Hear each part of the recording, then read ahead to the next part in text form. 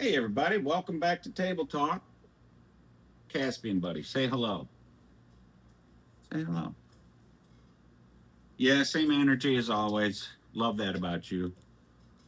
He's getting a little chunky, so we're going to do catnip instead of snacks. He loves his fox.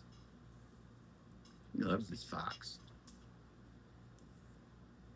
So today's episode is a little different and a little heavier than usual in a good way. Today's a special day for a couple of reasons. First, today's my 7-month clean day. 7 months. Doesn't sound like a lot when you say it fast. But if you've walked this road, you know 7 months is its own kind of mountain. But there's a second reason today matters, and it's the real reason I wanted to sit down and talk to you. Today is also the anniversary of the passing of a dear friend of mine, my sponsor. The man who walked me through this whole thing when I didn't know which way was up. So this morning, a few of us, some of the guys from the rooms who loved him too, we met up at his resting place just to sit with him for a while, to honor a man who was a channel for so much good in so many of our lives. He didn't do anything flashy. He just showed up over and over for people like me who needed somebody to show up. We'll keep that circle anonymous the way he'd have wanted it, the way our tradition asks us to, as well as him. But I want to tell you about something he left me. Years ago, he handed me a printing of a poem, his favorite poem. It's yellow, stained with tobacco, and a little janky, probably from being carried around in his shirt pocket for who knows how long. But that's not all he gave me. Along with it, he handed me a first edition of a basic text. The actual book his whole life is built on. Was built on. A first edition. Do you know how rare that is? Wow. I mean, an incredible rare gift. Not because of what it's worth, but because of what it meant to him. And because he thought enough of me to pass both of them on. I still have both. I brought the poem today. I want to read it to you now, just like it is, off the same paper he gave it to me on. It's called The Guy in the Glass, original 1934 version.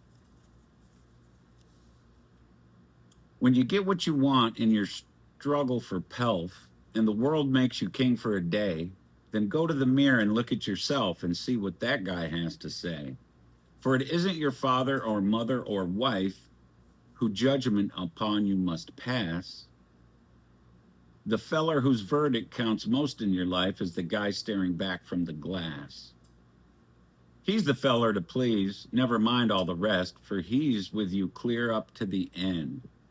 And you've passed your most dangerous, difficult test if the guy in the glass is your friend. You may be like Jack Horner and chisel a plum and think you're a wonderful guy, but the man in the glass says you're only a bum if you can't look him straight in the eye. You can fool the whole world down the pathway of years and get pats on the back as you go.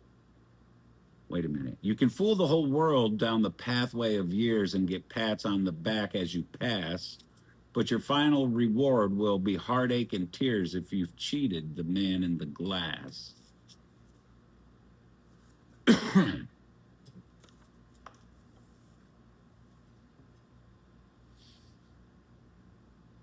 That poem's been sitting with people in these rooms for generations because it cuts right to it, doesn't it? All the pats on the back in the world don't mean a thing if you can't look yourself in the eye.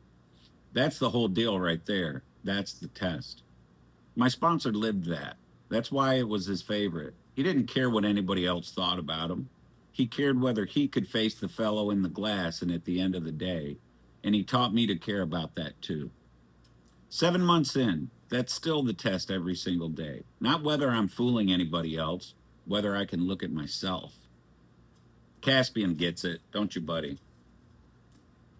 Yeah, exactly. So here's your just for today, straight from the man in the glass. Just for today, I'll try to live in such a way that when I look in that mirror, I like who's looking back.